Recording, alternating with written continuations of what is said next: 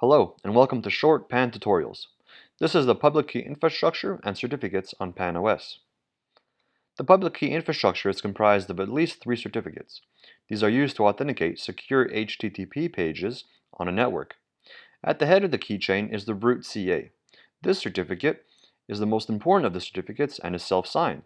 Afterwards, there is an intermediate certificate authority, which is signed by the root.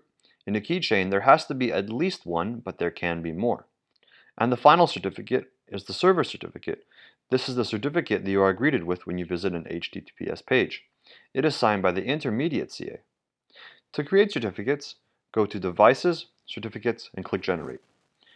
If you are creating your own public key infrastructure, the first step is to create a root. Give your root a name, a common name, which I suggest you copy from its certificate name, assign it as a CA, and click Generate. Next, click the certificate you just created and assign it as a trusted root, forward untrust, and forward trust.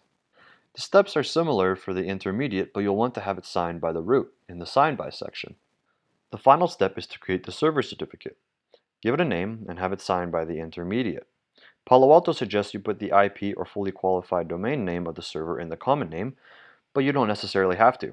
If you choose not to, you will have to attach the IP and all the host names in the certificate attribute section.